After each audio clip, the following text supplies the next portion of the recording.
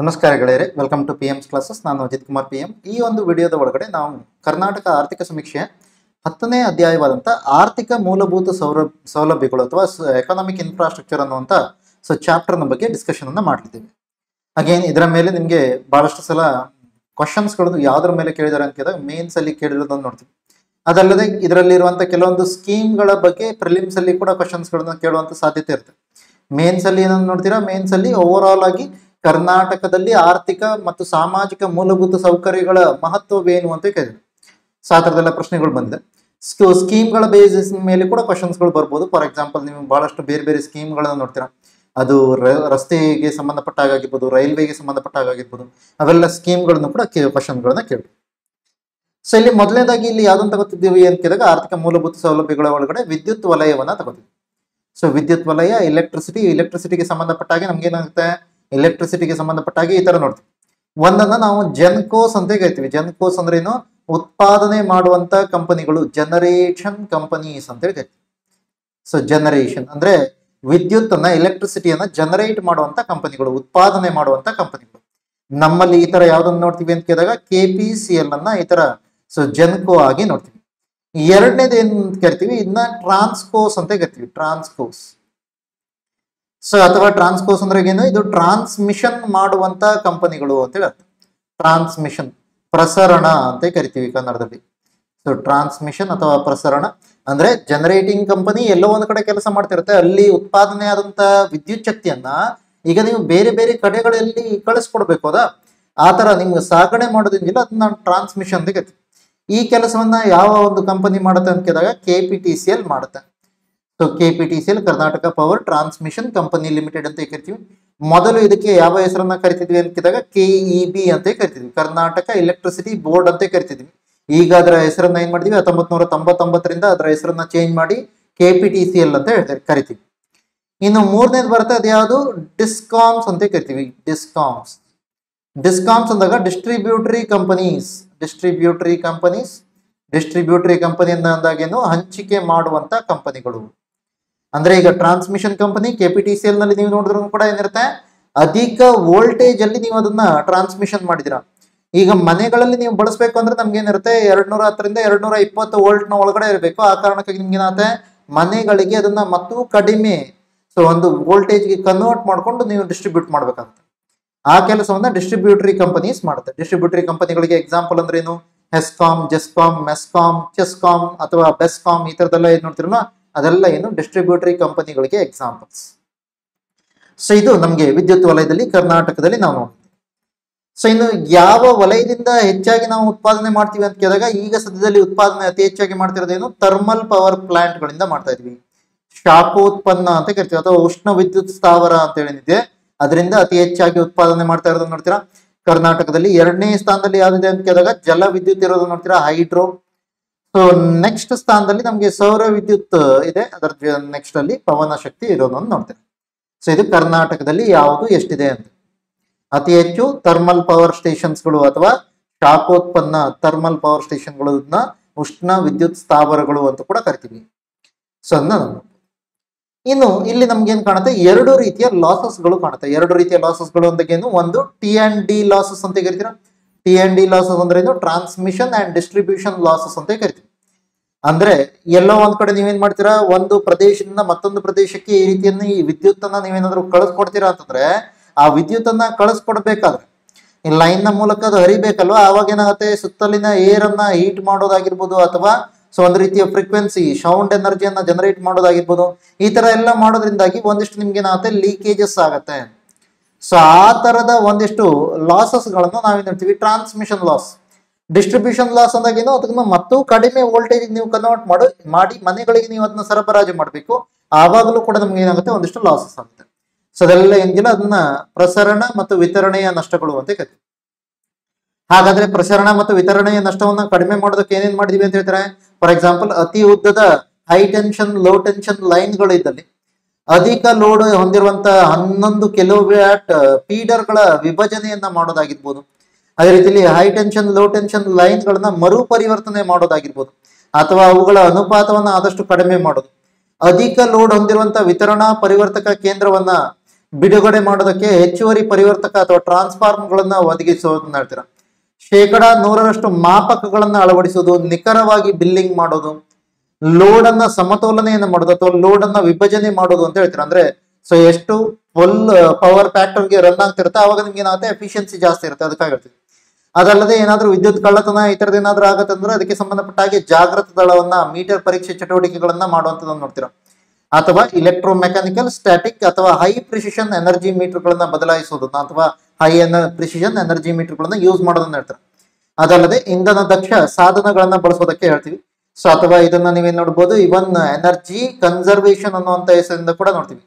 Energy conservation, so energy conservation ಅಥವಾ so ಇನ್ನೊಂದು ರೀತಿಯಲ್ಲಿ ಎನರ್ಜಿ ಆಡಿಟಿಂಗ್ ಅಂತ ಎಲ್ಲ ಕರಿತೀವಿ. ಅಂದ್ರೆ ನಾವೀಗ CFL ಲ್ಯಾಂಪ್ ಗಳನ್ನ ರಿಪ್ಲೇಸ್ ಮಾಡಿ ಯಾಕೆ LED ಲ್ಯಾಂಪ್ ಗಳನ್ನ ಬಳಸ್ತಾ ಇದೀವಿ ಅಂತ ಕೇಳಿದಾಗ ಅದೇ ರೀಸನ್.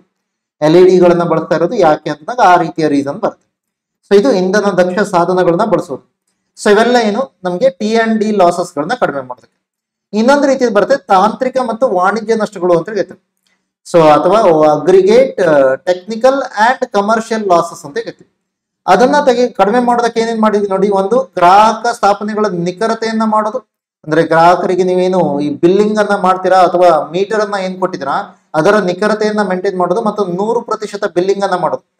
ಸೊ ಈ ಬಿಲ್ಲಿಂಗ್ ಮಾಡಿದ ನಂತರ ಅದನ್ನ 100% ದಕ್ಷತೆಯಿಂದ ವಿದ್ಯುತ್ ಬಿಲ್ ನ ಮೊತ್ತವನ್ನ ಸಂಗ್ರಹಣೆ ಮಾಡೋದಾಗಿರ್ಬೋದು, ಅಥವಾ ಜಾಗೃತ ದಳದ ಚಟುವಟಿಕೆಗಳನ್ನ ಸುಧಾರಣೆ ಮಾಡೋದಾಗಿರ್ಬೋದು, ಅಥವಾ ಹೈ ಟೆನ್ಷನ್ ಲೋ ಟೆನ್ಷನ್ ಏನು ಈ ಒಂದು ಪರ್ಟಿಕ್ಯುಲರ್ ಅಂತ ಟ್ರಾನ್ಸ್ಫಾರ್ಮರ್ಗಳಿದೆ ಅವುಗಳಿಗೆ ಸಂಬಂಧಪಟ್ಟ ಹಾಗೆ ನಿಯತಕಾಲಿಕವಾಗಿ ಅವುಗಳನ್ನ ರೇಟಿಂಗ್ ಮಾಡೋದು. ಅಂದ್ರೆ ಏನು ಹೇಗೆ ಕೆಲಸ ಮಾಡ್ತಾ ಇದೆ, ಅವುಗಳ ಪರ್ಫಾರ್ಮೆನ್ಸ್ ಅಥವಾ ಎಫಿಷಿಯನ್ಸಿ ಏನಾದ್ರೂ ಕಡಿಮೆ ಆಗಿದೆಯಾ, ಸೊ ಇವುಗಳನ್ನ ರೇಟಿಂಗ್ ಮಾಡೋದು. ಈ ತರದೆಲ್ಲ ಕೆಲಸಗಳನ್ನ ಮಾಡ್ತೀವಿ. ಇದು ಯಾವುದಕ್ಕೆ, aggregate technical and commercial losses ಅನ್ನ ಕಡಿಮೆ ಮಾಡೋದಕ್ಕೆ, ಒಟ್ಟಾರೆ ತಾಂತ್ರಿಕ ಮತ್ತು ವಾಣಿಜ್ಯ ನಷ್ಟಗಳನ್ನ ಕಡಿಮೆ ಮಾಡೋದಕ್ಕೆ ಈ ತರ ಮಾಡ್ತೀವಿ. ಸೊ ಇನ್ನು ಇಲ್ಲೊಂದು ಇಂಟ್ರೆಸ್ಟಿಂಗ್ ಆದಂತ ಒಂದು ಗ್ರಾಫ್ ಅನ್ನ ನೋಡ್ತಾ ಇದೀವಿ. ಈ ಗ್ರಾಫ್ ನ ಒಳಗಡೆ ನೀವೇನು ಅಬ್ಸರ್ವ್ ಮಾಡಬಹುದು ಅಂತ ಕೇಳಿದಾಗ ವಿದ್ಯುತ್ ಸರಬರಾಜು ಎಷ್ಟಿದೆ ಮತ್ತೆ ಬೇಡಿಕೆಯಲ್ಲಿರೋ ಅಂತರ ಅಂತ ಹೇಳ್ತಾರೆ. ಅಂದ್ರೆ ವಿದ್ಯುತ್ ಬೇಡಿಕೆ ಎಷ್ಟಿದೆ, ಸೊ ಇದಕ್ಕೆ ಅನುಗುಣವಾಗಿ ಪೂರೈಕೆ ಎಷ್ಟಿದೆ, ಇದೆರಡರ ಮಧ್ಯೆ ಎಷ್ಟು ಅಂತರ ಇದೆ ಅಂತ ಹೇಳಿ ಹೇಳ್ತಾರೆ. ಓಕೆ, ಸೊ ಈಗ ಬೇಡಿಕೆ ಜಾಸ್ತಿಯಾಗಿ ಪೂರೈಕೆ ಕಡಿಮೆ ಇದ್ರೆ ಒಂದಿಷ್ಟು ಅಂತರ ಇದೆ ಅಂತ ತೋರಿಸ್ಬೇಕಾಗ್ತದೆ. ಆದ್ರೆ ನೀವಿಲ್ಲಿ ಅಬ್ಸರ್ವ್ ಮಾಡ್ಬೋದು ನಮ್ಗೆ ಯಾವಾಗಿಂದ ಅಂತ ಕೇಳಿದಾಗ ಸೊ ಆಲ್ಮೋಸ್ಟ್ ಸೊ ಈ ಒಂದು ವರ್ಷದಿಂದ ನೆಕ್ಸ್ಟ್, ಸೊ ಇದು ಯಾವ ವರ್ಷ, ಇದು 2019-20ನ 2019-20ನೇ ವರ್ಷವನ್ನು ನೀವು ನೋಡ್ಬೋದು. ಸೊ 2019-20ರ ನಂತರದಲ್ಲಿ ಇವ್ರೇನ್ ಹೇಳ್ತಾರೆ, 2019-20ರ ನಂತರದಲ್ಲಿ 2018-19ರ ನಂತರದಲ್ಲಿ ಸೊ ಇಲ್ಲಿ ಯಾವುದೇ ರೀತಿಯ ಅಂತರ ಇಲ್ಲ, ಎಷ್ಟು ಬೇಡಿಕೆ ಇದೆಯೋ ಅಷ್ಟನ್ನ ನಾವು ಪೂರೈಕೆ ಮಾಡಿದೀವಿ ಅಂತ ಹೇಳ್ತಾರೆ. ಸೊ ಎಷ್ಟು ಬೇಡಿಕೆ ಇದೆಯೋ ಅಷ್ಟನ್ನ ಪೂರೈಕೆ ಮಾಡಿದೀವಿ ಅಂತ ಹೇಳ್ತಾರೆ. ಸೊ ಈಗ ನಮ್ಗೆ ಗೃಹಜ್ಯೋತಿ ಅಂತ ಇನಿಷಿಯೇಟಿವ್ಸ್ ಬಂದಿರೋದ್ರಿಂದಾಗಿ ಎಲ್ಲೋ ಒಂದ್ ಕಡೆ ಮತ್ತೆ ಅಂತರ ಜಾಸ್ತಿ ಆಗ್ಬೋದು. ಅದೇ ಕಾರಣಕ್ಕಾಗಿ ಲೋಡ್ ಶೆಡ್ಡಿಂಗ್ ಕೂಡ ಆಗ್ತಾ ಇರೋದನ್ನ ನೋಡ್ತಿದ್ರ. ಓಕೆ, ಸೊ ನಾರ್ಮಲ್ ಆಗಿ ಈ ತರದ ಲೋಡ್ ಶೆಡ್ಡಿಂಗ್ ಬಹಳ ಕಡಿಮೆ ಇತ್ತು ಸೊ ಹಿಂದಿನ ದಿನಗಳಲ್ಲಿ ನೀವು ನೋಡೋದಕ್ಕೋದ್ರೆ. ಆದ್ರೆ ಈಗ ಇತ್ತೀಚೆಗೆ ಏನಾಗ್ತಿದೆ, ಲೋಡ್ ಶೆಡ್ಡಿಂಗ್ ಜಾಸ್ತಿ ಆಗ್ತಿರೋದನ್ನ ನೋಡ್ತೀರಾ. ಓಕೆ, ಸೊ ಒಂದು ಅಂತರ ಬರ್ತಾ ಇರೋದನ್ನ ನೀವು ಸೊ ಗಮನಿಸಬಹುದು. ಸೊ ನೆಕ್ಸ್ಟ್, ಸೊ ಇದಕ್ಕೆ ಸಂಬಂಧಪಟ್ಟಾಗಿ ಯಾವ್ದನ್ನ ಹೇಳ್ತಿದ್ವಿ, ಡಿಸ್ಕಾಮ್ಗಳಿಗೆ ಸಂಬಂಧಪಟ್ಟಾಗಿ ನೋಡ್ತಾ ಇದೀವಿ. ಡಿಸ್ಕಾಮ್ಗಳಲ್ಲಿ ಕರ್ನಾಟಕದಲ್ಲಿ ಕೆಲಸ ಮಾಡ್ತಿರುವಂತಹ ಡಿಸ್ಕಾಮ್ಗಳು ಯಾವ್ದಿದೆ, ಒಂದು ಬೆಂಗಳೂರು ವಿದ್ಯುತ್ ಸರಬರಾಜು ಕಂಪನಿ ಬೆಸ್ಕಾಮ್ ಅಂತ ಕರಿತೀರಾ, ಮಂಗಳೂರು ವಿದ್ಯುತ್ ಸರಬರಾಜು ಕಂಪನಿ ಮೆಸ್ಕಾಮ್ ಅಂತ ಕರಿತೀರಾ, ಹುಬ್ಬಳ್ಳಿ ವಿದ್ಯುತ್ ಸರಬರಾಜು ಕಂಪನಿ ಹೆಸ್ಕಾಮ್, ಗುಲ್ಬರ್ಗಾ ವಿದ್ಯುತ್ ಸರಬರಾಜು ಕಂಪನಿ ಜೆಸ್ಕಾಮ್ ಅಂತ ಕರಿತೀರಾ, ಇನ್ನು ಚಾಮುಂಡೇಶ್ವರಿ ವಿದ್ಯುತ್ ಸರಬರಾಜು ನಿಗಮ ನಿಯಮಿತ ಚೆಸ್ಕಾಮ್ ಅಂತ ಕರಿತೀವಿ. ಸೊ ಇವೆಲ್ಲ ನಾರ್ಮಲ್ ಆಗಿರೋದು. ಇದರಲ್ಲಿ ಒಂದು ಮಾತ್ರ ನಿಮ್ಗೆ ಏನ್ ಕಾಣುತ್ತೆ, ಈ ತರದ ಒಂದು ತಾಲೂಕಿಗೆ ನಮ್ಗೇನಿದೆ ಅಲ್ಲಿಯ ಗ್ರಾಮೀಣ ವಿದ್ಯುತ್ ಸಹಕಾರ ಸಂಘ ಈ ತರ ಡಿಸ್ಟ್ರಿಬ್ಯೂಟರಿ ಕಂಪನಿಯ ಕೆಲಸವನ್ನ ಮಾಡ್ತದೆ. ಎಲ್ಲಿ ಅಂತ ಕೇಳಿದಾಗ ಬೆಳಗಾವಿಯ ಹುಕ್ಕೇರಿ ಅನ್ನುವಂತ ಒಂದು ತಾಲೂಕಿನಲ್ಲಿ ಅವರದೇ ಆದಂತ ಹಿಂದೆ ಹುಕ್ಕೇರಿ ಗ್ರಾಮೀಣ ವಿದ್ಯುತ್ ಸಹಕಾರ ಸಂಘ ಅಂತ ಹೇಳಿದೆ. ಸೊ ಅದು ಡಿಸ್ಟ್ರಿಬ್ಯೂಟರಿ ಕಂಪನಿಯ ಕೆಲಸವನ್ನ ಮಾಡುತ್ತೆ. ಸೊ ಇದು ಕೆಲವೊಂದು ಮಾಹಿತಿಗಳು ಇದಕ್ಕೆ ಸಂಬಂಧಪಟ್ಟ. ಇನ್ನು ವಿದ್ಯುತ್ ವಲಯದಲ್ಲಿ ಸಹಾಯಧನವನ್ನ ನಾವೇನ್ ಮಾಡ್ತಿದ್ವಿ, ಮೊದಲು ಭಾಗ್ಯ ಜ್ಯೋತಿ, ಕುಟೀರ ಜ್ಯೋತಿ ಈ ತರದೆಲ್ಲ ಯೋಜನೆಗಳ ಮೂಲಕ ಕೊಡ್ತಾ ಇದ್ವಿ. ಆದ್ರೆ ಇವೆಲ್ಲ ಯೋಜನೆಗಳನ್ನ ಈಗ ಯಾವ ಯೋಜನೆ ಒಳಗಡೆ ಭಾಗವಾಗಿ ಮಾಡಿದ್ವಿ ಅಂತ ಕೇಳಿದಾಗ ಗೃಹ ಜ್ಯೋತಿಯ ಭಾಗವಾಗಿ ಮಾಡಿದ್ವಿ.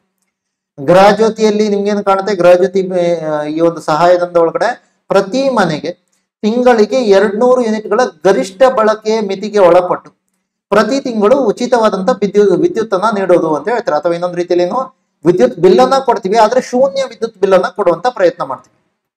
ಸೊ ಈಗ ಸಪೋಸ್ ಥಿಂಕ್ ಮಾಡಿ, 200 ಯೂನಿಟ್ಗಳು ಗರಿಷ್ಠ ಆದ್ರೂ ಕೂಡ ನೀವು ಡೈರೆಕ್ಟ್ ಆಗಿ 200 ಯೂನಿಟ್ಗಳನ್ನ ಬಳಸೋದಕ್ಕಾಗತ್ತಾ ಅಂತ ಕೇಳಿದ್ರೆ ಇಲ್ಲ.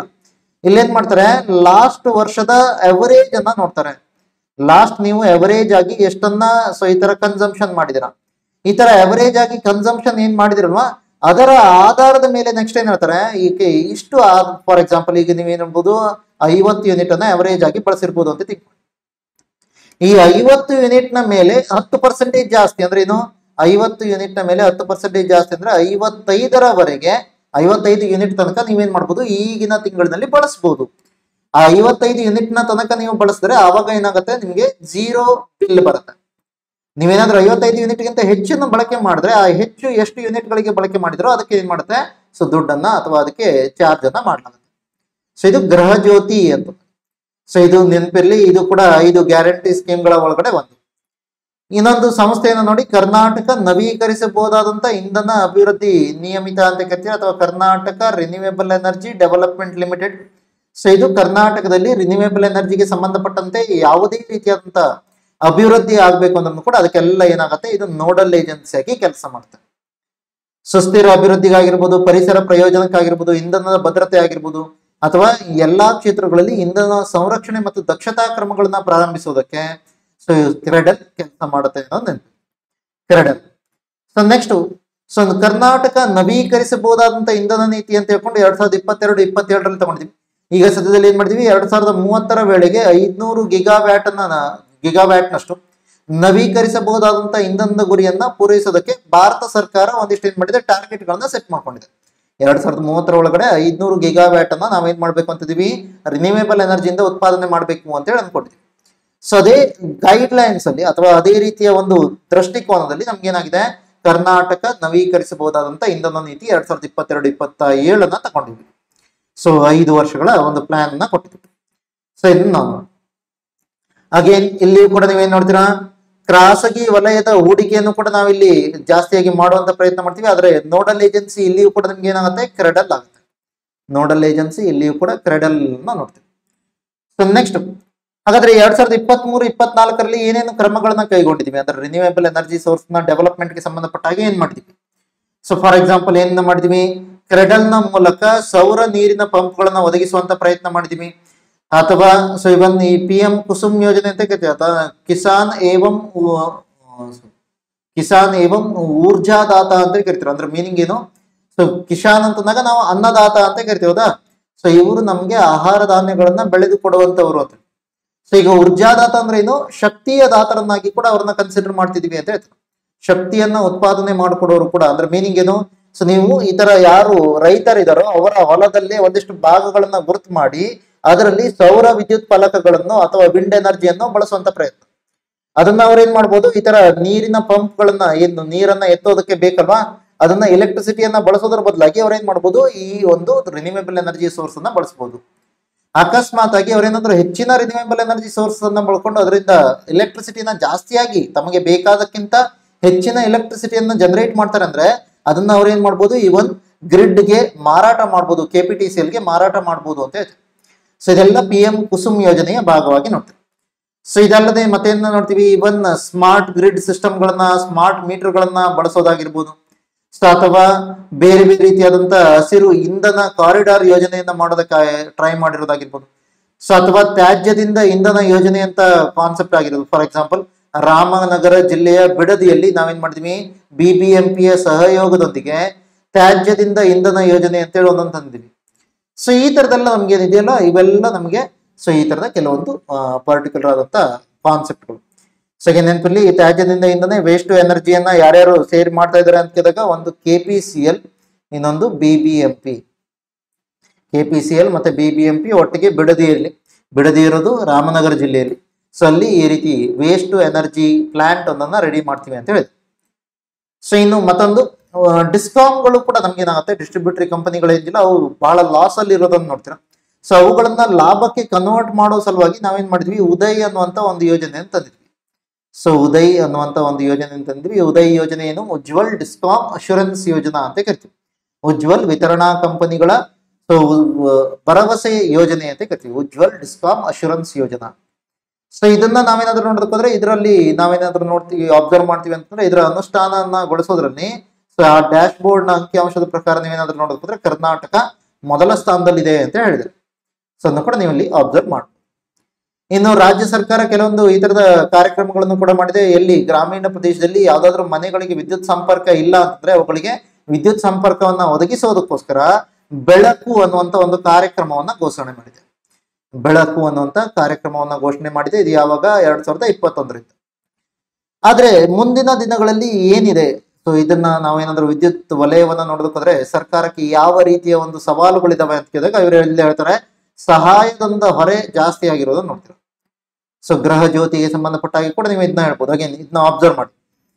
ಸೊ ಈಗ ನೀವೇನಾದ್ರೂ DK ಶಿವಕುಮಾರ್ ಅವರು ಅಥವಾ ಸಿದ್ದರಾಮಯ್ಯ ಅವರು ಎಲ್ಲಾದ್ರೂ ಪ್ರೆಸ್ ಮೀಟ್ ಬರ್ತಾರೆ ಅಂದ್ರೆ ಅವ್ರು ಯಾವತ್ತೂ ಕೂಡ ಏನ್ ಹೇಳಲ್ಲ, ಆ ಗೃಹ ಜ್ಯೋತಿ ಅಥವಾ ಗ್ಯಾರಂಟಿ ಸ್ಕೀಮ್ಗಳನ್ನ ನಾವು ಕೊಟ್ಟಿರೋದ್ರಿಂದಾಗಿ ಯಾವುದೇ ರೀತಿಯಲ್ಲಿ ನಮ್ಗೆ ಬಜೆಟ್ ನಲ್ಲಿ ಕೊರತೆ ಇಲ್ಲ ಅಂತಾನೆ ಅವ್ರು ಮಾತಾಡ್ತಾರೆ.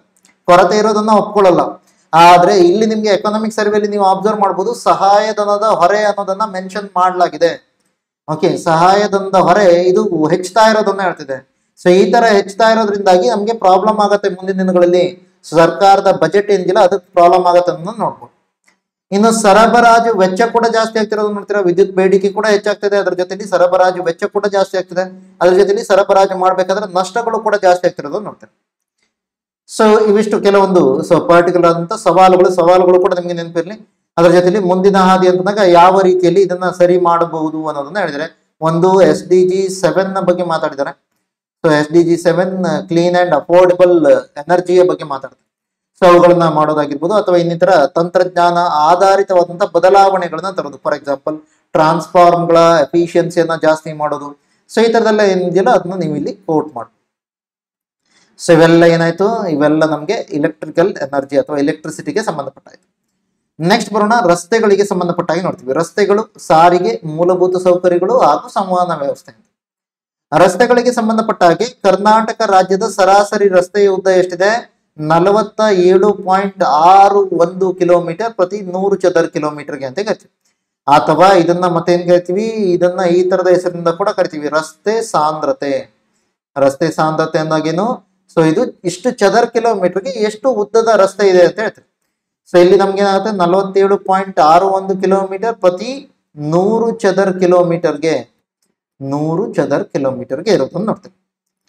ಸೊ ಇನ್ನು ಓವರ್ ಆಲ್ ಆಗಿ ರೋಡ್ ನೆಟ್ವರ್ಕ್ ಅನ್ನ ನೋಡೋದಾದ್ರೆ, ರೋಡ್ ಡೆನ್ಸಿಟಿ ಬೇರೆ, ರೋಡ್ ನೆಟ್ವರ್ಕ್ ಬೇರೆ.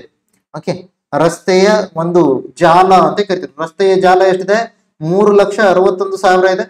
ಸೊ ಹಾಗಾದ್ರೆ ಕರ್ನಾಟಕ ಎಷ್ಟನೇ ಸ್ಥಾನದಲ್ಲಿದೆ ಅಂತ ಕೇಳಿದಾಗ 3ನೇ ಸ್ಥಾನದಲ್ಲಿದೆ. ಮೊದಲ 2 ಸ್ಥಾನದಲ್ಲಿ ಇರೋದು ಯಾವುದು, ಮಹಾರಾಷ್ಟ್ರ, ಉತ್ತರ ಪ್ರದೇಶ ಇದೆ ಅಂತ ಹೇಳ್ತಾರೆ. ಮಹಾರಾಷ್ಟ್ರ ಮತ್ತು ಉತ್ತರ ಪ್ರದೇಶ ಅತಿ ಹೆಚ್ಚು ರಸ್ತೆಯ ಉದ್ದವನ್ನ ಹೊಂದಿರುವಂತಹ ರಾಜ್ಯಗಳು. ಕರ್ನಾಟಕ ಅದರಲ್ಲಿ 3ನೇ ಸ್ಥಾನದಲ್ಲಿ ಕಾಣುತ್ತೆ. ಸೊ ಇನ್ನು ಬೇರೆ ಯಾವ ರೀತಿಯ ಹೊಸ ಪರಿಕಲ್ಪನೆಗಳನ್ನ ತಂದಿದ್ದೀವಿ ಅಂತ ಕೇಳಿದಾಗ, ಫಾರ್ ಎಕ್ಸಾಂಪಲ್ PPP ಯ ಆಧಾರದ ಮೇಲೆ ಮಾಡೋದಾಗಿರ್ಬೋದು, ಪಬ್ಲಿಕ್ ಪ್ರೈವೇಟ್ ಪಾರ್ಟ್ನರ್ಶಿಪ್ ಮಾಡೆಲ್ ನ ಮೇಲೆ ಆಗಿರ್ಬೋದು. ಗ್ರೀನ್ ಫೀಲ್ಡ್ ಹೆದ್ದಾರಿಗಳು, ಗ್ರೀನ್ ಫೀಲ್ಡ್ ಅಂತೇಳಿ ಎಲ್ಲೆಲ್ಲಿ ಬರುತ್ತೆ ಅದನ್ನ ನೆನ್ಪಿಟ್ಕೊಳ್ಳಿ. ಗ್ರೀನ್ ಫೀಲ್ಡ್ ಅಂದ್ರೆ ಏನು, ಸೊ ಅಲ್ಲಿ ಹೊಸತಾಗಿ ಸ್ಟಾರ್ಟ್ ಮಾಡ್ತಿರುವಂತದನ್ನ ಬಗ್ಗೆ ಹೇಳ್ತಿದ್ರು. ಗ್ರೀನ್ ಫೀಲ್ಡ್ ಹೆದ್ದಾರಿಗಳಿಗೆ ಸಂಬಂಧಪಟ್ಟ ಹಾಗೆ, ಅಥವಾ ಲೋಕೋಪಯೋಗಿ ಇಲಾಖೆ ಹೊಡೆತದ ಸ್ವತ್ತುಗಳಿಂದ ಆದಾಯವನ್ನು ಉತ್ಪಾದಿಸುವಂತಹ ಒಂದು ಪ್ರಯತ್ನ ಆಗಿರ್ಬೋದು. ಇದೆಲ್ಲದಕ್ಕಾಗಿ ಕರ್ನಾಟಕ ರಾಜ್ಯ ರಸ್ತೆ ನಿಯಂತ್ರಣ ಮತ್ತು ಅಭಿವೃದ್ಧಿ ಪ್ರಾಧಿಕಾರ ಅಂತ ಹೇಳ್ಕೊಂಡು 2023ರಲ್ಲಿ ಸ್ಟಾರ್ಟ್ ಮಾಡಿದೀವಿ. ಇದರ ಅಧ್ಯಕ್ಷರು ಯಾರಿರ್ತಾರೆ ಅಂತ ಕೇಳಿದಾಗ ಮುಖ್ಯಮಂತ್ರಿಗಳು ಇದರ ಅಧ್ಯಕ್ಷರಾಗಿರೋದು ನೋಡ್ತೀವಿ. ಸೊ ಇದು ರಸ್ತೆಗಳಿಗೆ ಸಂಬಂಧಪಟ್ಟಾಗಿ ನೀವು ನೋಡೋದು. ಇನ್ನು ಗ್ರಾಮೀಣ ರಸ್ತೆಗಳಿಗೆ ಸಂಬಂಧಪಟ್ಟಾಗಿ ನಾವು ನೋಡೋದಕ್ಕೋದ್ರೆ ಈ ತರದ ಯೋಜನೆಗಳನ್ನು ಕೂಡ ನೀವು ನೋಡಬಹುದು. ಪ್ರಧಾನಮಂತ್ರಿ ಗ್ರಾಮ ಸಡಕ್ ಯೋಜನೆ, ಮುಖ್ಯಮಂತ್ರಿ ಗ್ರಾಮೀಣ ರಸ್ತೆ ಅಭಿವೃದ್ಧಿ ಯೋಜನೆ. ಸೊ ಈ ತರದೆಲ್ಲ ಯೋಜನೆಗಳನ್ನ ನೋಡ್ಬೋದು. ಇನ್ನು ಸಮಸ್ಯೆಗಳು ಮತ್ತು ಸವಾಲುಗಳು ಅಂತಂದಾಗ ಏನೇನಿದೆ, ಒಂದು ಪ್ರಮುಖವಾದಂತ ರಸ್ತೆ ಜಾಲದ ಪ್ರಮಾಣ ಬಹಳ ಕಡಿಮೆ ಇರೋದನ್ನ ನೋಡ್ತೀರಾ. ಓಕೆ, ಸೊ ಅದರ ಜೊತೆಯಲ್ಲಿ ರಾಜ್ಯದ ರಸ್ತೆಗಳನ್ನ ಮೇಲ್ದರ್ಜೆಗೇರಿಸುವಂತ ಅವಕಾಶ ಅಥವಾ ಅವಶ್ಯಕತೆ ಇದೆ ಅಂತ ಹೇಳ್ತಾರೆ. ಅಥವಾ ನೀವೇನ್ ನೋಡ್ಬೋದು, ಸೊ ಇಲ್ಲಿ ಕೆಲವೊಂದು ಈ ರಸ್ತೆಗಳು ಕೂಡ ಕಳಪೆ ಮಟ್ಟದಲ್ಲಿ ಇರೋದನ್ನ ನೋಡ್ತೀರಾ, ಅದನ್ನ ಹೇಳ್ತಾರೆ. ಸೊ ಅದರ ಜೊತೆಲಿ ಯೋಜನೆ ಮತ್ತು ರಸ್ತೆಗಳ ಆಸ್ತಿ ನಿರ್ವಹಣಾ ಕೇಂದ್ರಗಳನ್ನು ಸ್ಥಾಪನೆ ಮಾಡೋದಕ್ಕೆ ಹೇಳ್ತಿದ್ರು. ಸೊ ಇದರ ಮೂಲಕ ಅವುಗಳಿಗೆ ಏನ್ ಮಾಡ್ಬೋದು, ಈ ರಸ್ತೆಗಳಿಗೆ ಸಂಬಂಧಪಟ್ಟಂತ ರೂಪುರೇಷೆಗಳನ್ನು ನಿರ್ಮಾಣ ಮಾಡೋದು ಅಥವಾ ಅವುಗಳಿಗೆ ಸಂಬಂಧಪಟ್ಟ ಹಾಗೆ ಸಂಪನ್ಮೂಲಗಳನ್ನ ಕ್ರಿಯೇಟ್ ಮಾಡೋದು, ಈ ತರದಲ್ಲಿ ಹೇಳ್ತಾರೆ. ಇನ್ನು ಅಪಘಾತ ಕಪ್ಪು ಸ್ಥಳವನ್ನ ಕಡಿಮೆ ಮಾಡುವಂತಹ ಪ್ರಯತ್ನ ಅಥವಾ ಸರಿಪಡಿಸುವಂತಹ ಪ್ರಯತ್ನವನ್ನು ಕೂಡ ಮಾಡ್ತೀವಿ ಅಂತ ಹೇಳ್ತಾರೆ.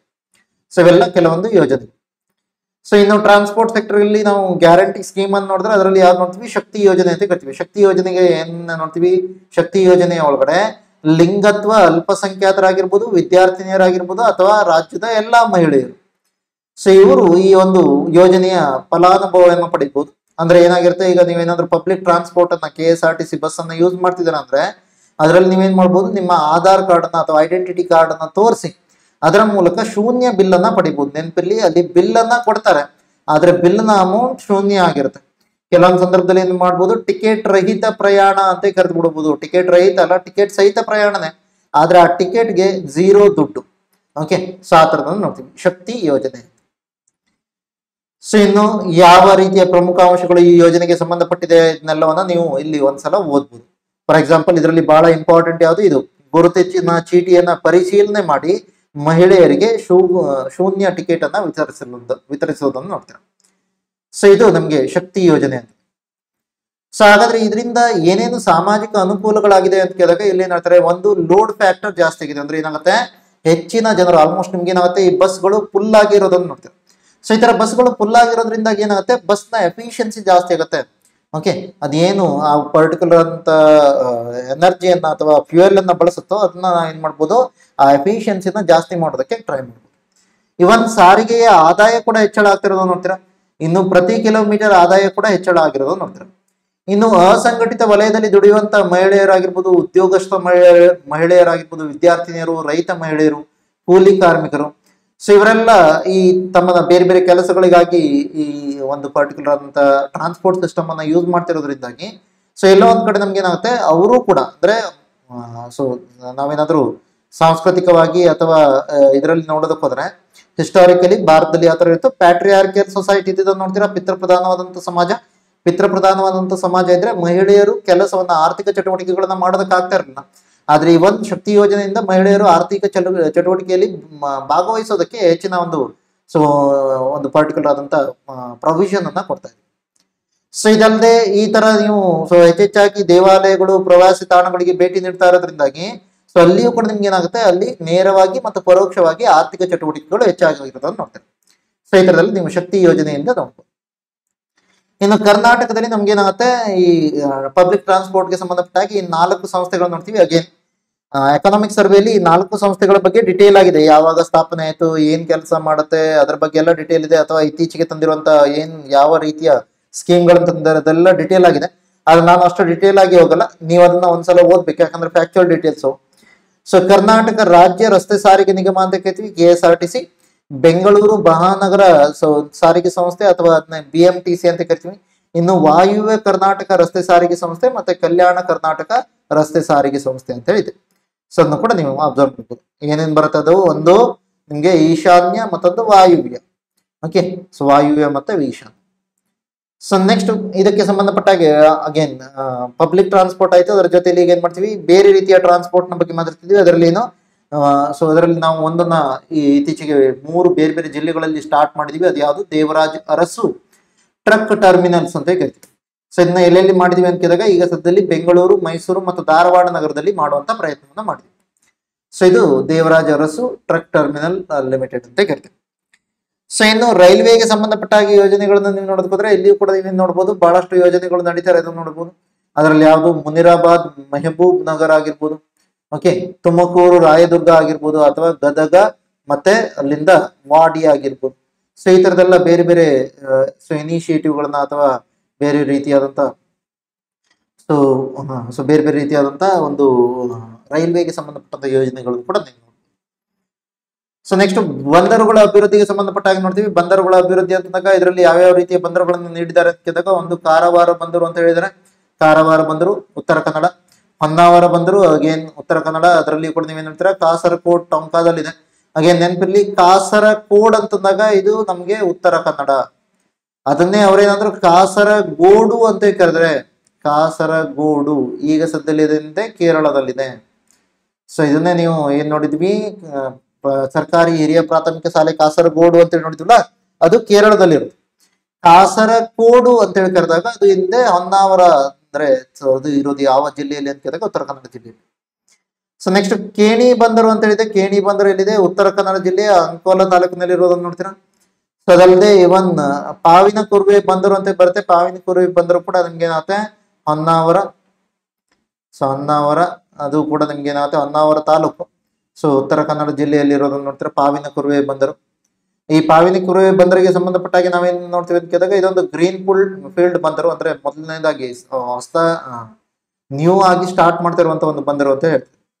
ಸೊ ಆಲ್ರೆಡಿ ಇದಕ್ಕೆ ಸಂಬಂಧಪಟ್ಟಾಗಿ PPP ಮಾಡೆಲ್ ನಲ್ಲಿ ಕನ್ಸ್ಟ್ರಕ್ಟ್ ಮಾಡಬೇಕು ಅಂತ ಹೇಳ್ಕೊಂಡು ನಾವೇನ್ ಮಾಡಿದ್ವಿ, ಸೊ ಪ್ರೈವೇಟ್ ಅವ್ರಿಗೆ ರಿಕ್ವೆಸ್ಟ್ ಫಾರ್ ಪ್ರಪೋಸಲ್ ಅನ್ನ ಸಬ್ಮಿಟ್ ಮಾಡಿದ್ವಿ. ಆದ್ರೆ ಇಲ್ಲಿಯ ತನಕ ಯಾವುದೇ ಪ್ರಪೋಸಲ್ಗಳು ಬಿಡ್ ಆಗಿಲ್ಲ. ಸೊ ಆ ಕಾರಣಕ್ಕಾಗಿ ಮತ್ತೆ ಮೂರನೇ ಮರು ಟೆಂಡರ್ ಅನ್ನ ಮಾಡುವಂತ ಪ್ರಯತ್ನ ಮಾಡ್ತಿದ್ವಿ ಅಂತ ಹೇಳ್ತೀವಿ. ಇನ್ನು ಕರ್ನಾಟಕ ಜಲ ಸಾರಿಗೆ ಮಂಡಳಿಯ ಸ್ಥಾಪನೆಯನ್ನು ಕೂಡ ಮಾಡುವಂತ ಪ್ರಯತ್ನ ಮಾಡಿದ್ವಿ. ಅದೇ ರೀತಿಲಿ ಕೇಂದ್ರ ಪುರಸ್ಕೃತ ಸಾಗರಮಾಲಾ ಯೋಜನೆಯನ್ನು ಕೂಡ ಮಾಡಿದ್ವಿ. ಹಾಗೆ ನೆನಪಲ್ಲಿ ಕೇಂದ್ರ ಪುರಸ್ಕೃತ ಸಾಗರಮಾಲಾ ಯೋಜನೆಯ ಒಳಗಡೆ ನಾವೇನಾದ್ರೂ ನೋಡ್ತೀವಿ ಅಂತಂದ್ರೆ ಸೊ ಕೇಂದ್ರ ಪುರಸ್ಕೃತ ಸಾಗರಮಾಲಾ ಯೋಜನೆಯ ಒಳಗಡೆ ನಾವು ನೋಡ್ತೀವಿ ಅಂದ್ರೆ ಇದೇನ್ ಮಾಡ್ತೀವಿ, ಜಲಮಾರ್ಗಗಳನ್ನ ಉತ್ತೇಜನ ಮಾಡೋದಕ್ಕೂ ಜೊತೆಯಲ್ಲಿ ಅಥವಾ ಜಲಮಾರ್ಗಗಳನ್ನ ಉನ್ನತೀಕರಣಗೊಳಿಸುವ ಜೊತೆಯಲ್ಲಿ ಬಂದರುಗಳಿಗೆ ಬೇರೆ ಬೇರೆ ಪ್ರದೇಶದಿಂದ ಕನೆಕ್ಟಿವಿಟಿಯನ್ನ, ರೋಡ್ ಕನೆಕ್ಟಿವಿಟಿಯನ್ನ ಹೆಚ್ಚಳ ಮಾಡುವಂತ ಪ್ರಯತ್ನವನ್ನು ಕೂಡ ಮಾಡ್ತೀವಿ. ಸೊ ಇದನ್ನ ಕೇಂದ್ರ ಪುರಸ್ಕೃತ ಸಾಗರಮಾಲಾ ಯೋಜನೆಯಲ್ಲಿ ನೋಡ್ತೀವಿ. ಸೊ ನೆಕ್ಸ್ಟ್ ನಾವೇನನ್ನು ನೋಡ್ತೀವಿ ಅಂತ ಕೇಳಿದಾಗ, ಸೊ ಇದನ್ನೇ ನಾವೇನ್ ಮಾಡ್ತೀವಿ, ದೂರ ಸಾಂದ್ರತೆ ಅಥವಾ ಟೆಲಿಕಮ್ಯುನಿಕೇಶನ್ಗೆ ಸಂಬಂಧಪಟ್ಟ ಹಾಗೆ ಮಾತಾಡ್ತಿದ್ವಿ. ಟೆಲಿಕಮ್ಯುನಿಕೇಶನ್ ನಲ್ಲಿ ಸೊ ಪರ್ಸೆಂಟೇಜ್ ಯಾವ್ದು ಎಷ್ಟು ಕವರ್ ಆಗಿದೆ ಅಂತ ದಕ್ಷಿಣದ ರಾಜ್ಯಗಳನ್ನು ನೀವೇನಾದ್ರೂ ಕಂಪೇರ್ ಮಾಡಿದ್ರೆ ಆಂಧ್ರ ಪ್ರದೇಶ ಎಷ್ಟಾಗಿದೆ, 226%. ಓಕೆ, ಅಂದ್ರೆ ಪ್ರತಿ 100 ಜನರಿಗೆ 226 ಮೊಬೈಲ್ ಕನೆಕ್ಷನ್ ಇದೆ ಅಂತ ಹೇಳ್ತಾ ಇದ್ರು. ಕರ್ನಾಟಕ ಇರೋದು ಎಷ್ಟು, 144. ತಮಿಳುನಾಡು ಮತ್ತೆ ತೆಲಂಗಾಣ 133, 132 ಮತ್ತೆ ಹೈದರಾಬಾದ್ 133. ಸಾರಿ, ಓಕೆ, ಹೈದರಾಬಾದ್ ಅಲ್ಲ, ಸೊ ತೆಲಂಗಾಣ 132.95. ಓವರ್ ಆಗಿ ಭಾರತ ಅಂತ ಹೇಳಿ ಬಂದಾಗ ಅದು ನಿಮ್ಗೆ ಏನಾಗುತ್ತೆ 133. ಓವರ್ ಆಗಿ ಭಾರತ ಅಂತ ಹೇಳಿ ಬಂದಾಗ ಅದು 133, 133 ಬರುತ್ತೆ. ಓಕೆ, ಸೊ ಆದ್ರೆ ಆಂಧ್ರ ಪ್ರದೇಶ್ ಬಹಳ ಜಾಸ್ತಿ ಇರೋದನ್ನ ನೋಡ್ತೀರಾ. ಭಾರತದ ಅವರೇಜ್ ಗಿಂತ ಆಲ್ಮೋಸ್ಟ್ ಡಬಲ್ಗೆ ಹತ್ರದಲ್ಲಿ ಇರೋದನ್ನ ನೋಡ್ತೀರಾ, 226 ತನಕ ಇರೋದನ್ನ ನೋಡ್ತೀರಾ. ಇನ್ನು ನೆಕ್ಸ್ಟ್ ಇಂಟರ್ನೆಟ್ ಚಂದಾದಾರರನ್ನ ನೋಡ್ತೀರಾ. ಪ್ರತಿ 100 ಜನಸಂಖ್ಯೆಗೆ ಎಷ್ಟು ಜನ ಇಂಟರ್ನೆಟ್ ಚಂದಾದಾರರಿದ್ದಾರೆ ಅಂತ ನೋಡ್ತೀರಾ ದಕ್ಷಿಣದ ರಾಜ್ಯಗಳಲ್ಲಿ. ಇದರಲ್ಲಿ ಕೂಡ ನೀವೇನ್ ನೋಡ್ಬೋದು, ಒಟ್ಟು ಅಂತೇಳಿ ನೋಡಿದಾಗ ಒಟ್ಟರಲ್ಲಿ ಅತಿ ಹೆಚ್ಚಾಗಿ ಕಾಣೋದು ಯಾವುದು, ಸೊ ಇದು ಕೇರಳದಲ್ಲಿ. ಓಕೆ, ಸೊ ಕೇರಳದಲ್ಲಿ. ಸೊ ಇಲ್ಲಿ ನಿಮ್ಗೆ ದೂರ ಸಾಂದ್ರತೆಯಲ್ಲಿ ಆಂಧ್ರ ಪ್ರದೇಶ್ ಕಾಣ್ತಾ ಇದೆ. ಸೊ ಆದ್ರೆ ಓಕೆ, ಸಾರಿ, ನಗರ ದೂರ ಸಾಂದ್ರತೆಯಲ್ಲಿ ನಮ್ಗೆ ಏನ್ ಕಾಣ್ತದೆ, ಆಂಧ್ರ ಪ್ರದೇಶ್ ಕಾಣ್ತಾ ಇದೆ. ಸೊ ಮತ್ತೆ ವಾಪಸ್ ಬನ್ನಿ. ಸೊ ಅದರಲ್ಲಿ ಸ್ವಲ್ಪ ಮಟ್ಟಿಗೆ ಅಲ್ಲಿ ಇದಾಗಿದೆ. ನಗರ ದೂರ ಸಾಂದ್ರತೆ ಲಾಸ್ಟ್ ಅಲ್ಲಿ ಇರೋದು. ಇಲ್ಲಿ ನೀವೇನ್ ನೋಡ್ಬೇಕು, ಒಟ್ಟು ದೂರ ಸಾಂದ್ರತೆಯನ್ನು ನೋಡ್ಬೇಕು. ಒಟ್ಟು ದೂರ ಸಾಂದ್ರತೆಯಲ್ಲಿ ಅತಿ ಹೆಚ್ಚಾಗಿರೋದು ಇಲ್ಲಿ ಕೇರಳದಲ್ಲೇ 121. ಆದ್ರೆ ಇವ್ರು ಏನ್ ಮಾಡಿಲ್ಲ, ಗ್ರಾಮೀಣ ಮತ್ತೆ ನಗರ ದೂರ ಸಾಂದ್ರತೆ ಅಂತ ಹೇಳ್ಕೊಂಡು ಅದನ್ನ ಡಾಟಾವನ್ನ ಕೊಟ್ಟಿಲ್ಲ, ಅದಕ್ಕೆ ಅದು ಗ್ಯಾಪ್ ಕೊಟ್ಟಿದ್ದಾರೆ. ಕೇರಳ ಅತಿ ಹೆಚ್ಚಾಗಿದೆ. 2ನೇ ಸ್ಥಾನದಲ್ಲಿರೋದು ತೆಲಂಗಾಣ. ನಂತರದ ಸ್ಥಾನದಲ್ಲಿ ನಮ್ಗೆ ಯಾರು ಕಾಣ್ತಾರೆ, ತಮಿಳುನಾಡು ಮತ್ತು ಕರ್ನಾಟಕ ಕಾಣುತ್ತೆ.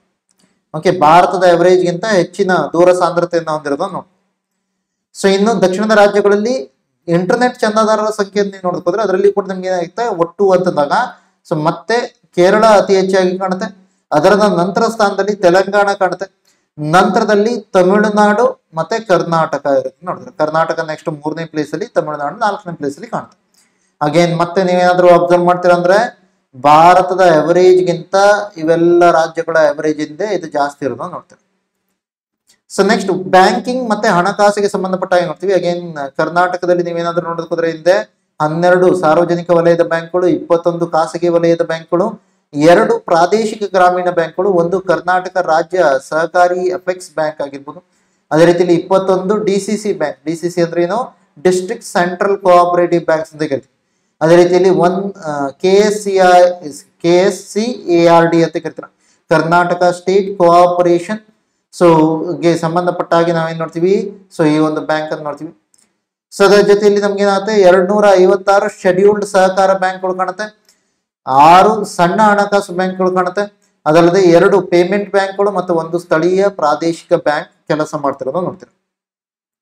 ಸೊ ಇದರಲ್ಲಿ ನಾವೇನಾದ್ರೂ ನೋಡ್ತೀವಿ ಅಂತ ಕೇಳಿದಾಗ, ಇದರಲ್ಲಿ ನಾವು ಸೊ ಒಂದು ಯಾವ್ದನ್ನು ನೋಡ್ತೀವಿ ಅಂತ ಕೇಳಿದಾಗ 2 ಪ್ರಾದೇಶಿಕ ಗ್ರಾಮೀಣ ಬ್ಯಾಂಕ್ಗಳು ಇದೆಯಲ್ಲ, ಅದು ಯಾವ್ದು ಅಂತ ನೋಡ್ತೀವಿ. ಅದರ ಜೊತೆಯಲ್ಲಿ ಈಗ ಬ್ಯಾಂಕ್ ನಲ್ಲಿ ಇಟ್ಟಿರುವಂತಹ ಠೇವಣಿ ಮತ್ತು ಸಾಲದ ವಿವರವನ್ನ ನಾವೇನಾದ್ರೂ ನೋಡ್ಕೋದ್ರೆ ಅದರಲ್ಲಿ ಮೊದಲ ಸ್ಥಾನದಲ್ಲಿ, ಓಕೆ, ಸರಾಸರಿ ಠೇವಣಿಗಳು ಮತ್ತೆ ಸಾಲದ ಎರಡರಲ್ಲಿ ಕೂಡ ಮೊದಲ ಸ್ಥಾನದಲ್ಲಿ ಮಹಾರಾಷ್ಟ್ರ ಕಾಣುತ್ತೆ. 2ನೇ ಸ್ಥಾನದಲ್ಲಿ ಎರಡರಲ್ಲಿ ಕೂಡ ನಿಮ್ಗೆ ಏನ್ ಕಾಣುತ್ತೆ, ದೆಹಲಿ ಕಾಣುತ್ತೆ. ಕರ್ನಾಟಕ ಡೆಪಾಸಿಟ್ ಇಡೋದ್ರಲ್ಲಿ 3ನೇ ಸ್ಥಾನ ಇದೆ, ಆದ್ರೆ ಶ್ರೇಣಿಯ ಒಳಗಡೆ ಅದಕ್ಕಿಂತ ಕಡಿಮೆ ಇದೆ. ಉತ್ತರ ಪ್ರದೇಶ ಹಿಂದೆ, ಸೊ ಉತ್ತರ ಪ್ರದೇಶ ಇದು ನಮ್ಗೆ ಡೆಪಾಸಿಟ್ ನಲ್ಲಿ 4ನೇ ಪ್ಲೇಸ್ ಅಲ್ಲಿ ಇದ್ರೆ, ಸೊ ಇನ್ನು ಸಾಲ ಪಡ್ಕೊಳ್ಳೋದ್ರಲ್ಲಿ 7ನೇ ಪ್ಲೇಸ್ ಅಲ್ಲಿ ಇರೋದನ್ನ ನೋಡ್ತಾರೆ. ಸೊ ಇದು ನಮ್ಗೆ ಸರಾಸರಿ ಬ್ಯಾಂಕ್ ಠೇವಣಿಗಳ ಬಗ್ಗೆ ಮಾಹಿತಿ. ಸೊ ಇತ್ತೀಚೆಗೆ ನಾವೇನ್ ಮಾಡಿದೀವಿ, ಸಹಕಾರಿ ಸಂಸ್ಥೆಗಳಿಗೆ ಸಂಬಂಧಪಟ್ಟ ಹಾಗೆ ಒಂದಿಷ್ಟು ಅಭಿವೃದ್ಧಿಯನ್ನ ಮಾಡಬೇಕು ಅನ್ನೋ ಕಾರಣಕ್ಕಾಗಿ ಒಂದಿಷ್ಟು ಬದಲಾವಣೆಗಳನ್ನ ಮಾಡಿದ್ವಿ. ಅದರಲ್ಲಿ ಯಾವ್ಯಾವ್ದನ್ನ ನೀವು ನೋಡ್ಬೋದು. ಒಂದು, ಸಹಕಾರಿ ಸಂಸ್ಥೆಗಳ ಆರೋಗ್ಯವನ್ನ, ಅಂದ್ರೆ ಆರೋಗ್ಯ ಅಂದ್ರೆ ಅವು ನಷ್ಟದಲ್ಲಿದೆಯಾ ಲಾಭದಲ್ಲಿದೆಯಾ ಅಂತ ಹೇಳಿ. ಲಾಭದಲ್ಲಿದ್ರೆ ಆರೋಗ್ಯ ಚೆನ್ನಾಗಿದೆ ಅಂತ ಹೇಳ್ತೀವಿ, ನಷ್ಟದಲ್ಲಿದ್ರೆ ಆರೋಗ್ಯ ಕೆಟ್ಟಿದೆ ಅಂತ ಹೇಳ್ತೀವಿ. ಸಣ್ಣ ಪರಿಶೀಲನೆ ಮಾಡೋದಕ್ಕೆ ಒಂದು ಉನ್ನತ ಮಟ್ಟದ ಸಮಿತಿಯನ್ನ ನೇಮಕ ಮಾಡಿದೀವಿ ಅಂತ ಹೇಳ್ತೀವಿ. ಸೊ ಹೈ ಲೆವೆಲ್ ಕಮಿಷನ್ ಅಂತ ಹೇಳ್ತೀವಿ. ಸೊ ಅದೇ ರೀತಿಯಲ್ಲಿ ನೆಕ್ಸ್ಟ್ ಏನು, ರಾಜ್ಯ ಮಟ್ಟದ ಕಾರ್ಯಪಡೆಗಳನ್ನ ಕೂಡ ಮಾಡುವಂತ ಪ್ರಯತ್ನ ಮಾಡಿದೀವಿ. ಜಿಲ್ಲಾ ಮಟ್ಟದಲ್ಲಿ ಮಾನಿಟರಿಂಗ್ ಮತ್ತೆ ರಿವ್ಯೂ ಸಮಿತಿಗಳನ್ನ, ಅದೇ ರೀತಿಯಲ್ಲಿ ಸಹಕಾರಿ ಸಂಸ್ಥೆಗಳ ಅಭಿವೃದ್ಧಿಗಾಗಿ ನಬಾರ್ಡ್ ನಿಂದ ಬೆಂಬಲವನ್ನ ಕೂಡ ಪಡಿತಾ ಇದೀವಿ. ಸೊ ಇವೆಲ್ಲ ಸಹಕಾರಿ ಸಂಸ್ಥೆಗಳಿಗೆ ಸಂಬಂಧಪಟ್ಟ ಹಾಗೆ ಏನೇನು ಸಾಂಸ್ಥಿಕ ಅಭಿವೃದ್ಧಿಯನ್ನ ಮಾಡುವಂತ ಪ್ರಯತ್ನ ಮಾಡಿದ್ವಿ. ಇನ್ನು ಸಾಂಸ್ಥಿಕ ಅಭಿವೃದ್ಧಿ, ಪ್ರಾದೇಶಿಕ ಗ್ರಾಮೀಣ ಬ್ಯಾಂಕ್ಗಳಿಗೆ ಸಂಬಂಧಪಟ್ಟ ಹಾಗೆ ಎರಡನ್ನು ನೋಡ್ತೀವಿ ಅಂತ ಹೇಳಿದ್ರೆ, ಒಂದು ಕರ್ನಾಟಕ ವಿಕಾಸ ಗ್ರಾಮೀಣ ಬ್ಯಾಂಕ್, ಧಾರವಾಡದಲ್ಲಿ ಇದರ ಹೆಡ್ ಕ್ವಾರ್ಟರ್ಸ್ ಇದೆ. ಸೊ ಇನ್ನೊಂದೇನು, ಕರ್ನಾಟಕ ಗ್ರಾಮೀಣ ಬ್ಯಾಂಕ್.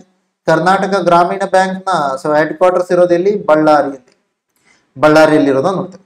ಸೊ ಅವೆರಡನ್ನು ನೀವು ಅಬ್ಸರ್ವ್. ಸೊ ನೆಕ್ಸ್ಟ್, ನಬಾರ್ಡ್ ನ ಬೇರೆ ಬೇರೆ ವಿಶೇಷ ಹಣ ಮರುಕಾಸು ಯೋಜನೆಗಳಿದಾವೆ. ಸೊ ಅದರಲ್ಲಿ ನಿಮ್ಗೆ ಏನಾಗುತ್ತೆ, PSL ನಲ್ಲಿ ಕೊಟ್ಟಿರೋದಾಗಿರ್ಬೋದು, ಅಥವಾ ಇತ್ತೀಚೆಗೆ ನಾವೇನ್ ಮಾಡ್ತೀವಿ, ವಿಶ್ವದಲ್ಲೇ ಅತಿ ದೊಡ್ಡದಾದಂತ ಸಹಕಾರಿ ವಲಯದ ಧಾನ್ಯ ಸಂಗ್ರಹವನ್ನ ನಾವು ಔರಾದ್ ತಾಲೂಕಿನ ಏಕಂಬ ಅನ್ನುವಂತ ಒಂದು ಪ್ಲೇಸ್ ಅಲ್ಲಿ ಮಾಡ್ತಿದ್ವಿ. ಅದನ್ನ ಏಕಂಬ ಬೀದರ್ ಅಥವಾ ಏಕಂಬ ಪ್ರೈಮರಿ ಅಗ್ರಿಕಲ್ಚರಲ್ ಕೋಆಪರೇಟಿವ್ ಸೊಸೈಟಿ ಅಂತ ಕರಿತೀವಿ. ಸೊ ಅದಲ್ಲದೆ ಇವನ್ ಸೂಕ್ಷ್ಮ ಆಹಾರ ಸಂಸ್ಕರಣಾ ಉದ್ಯಮಗಳಿದ್ರೆ ಅವುಗಳಿಗೆ ಕೂಡ ಏನ್ ಮಾಡ್ತೀವಿ, ಸೊ ಒಂದಿಷ್ಟು ಇಂಟ್ರೆಸ್ಟ್ ಸಬ್ವೆನ್ಷನ್ ಮಾಡ್ತೀವಿ. ಸೊ ಇವೆಲ್ಲ ಕೆಲವೊಂದು ಮಾಹಿತಿ. ಸೊ ಇನ್ ನೆಕ್ಸ್ಟ್, ರಾಜ್ಯದಲ್ಲಿ ಅವಧಿಯ ಸಾಲ ಕೊಡುವಂತ ಸಂಸ್ಥೆಗಳು ಯಾವ್ದಿದೆ ಅಂತ ಕೇಳಿದಾಗ, ಒಂದು ಕೈಗಾರಿಕಾ ಹಣಕಾಸು ಅಂತ ಹೇಳಿ ಬರುತ್ತೆ.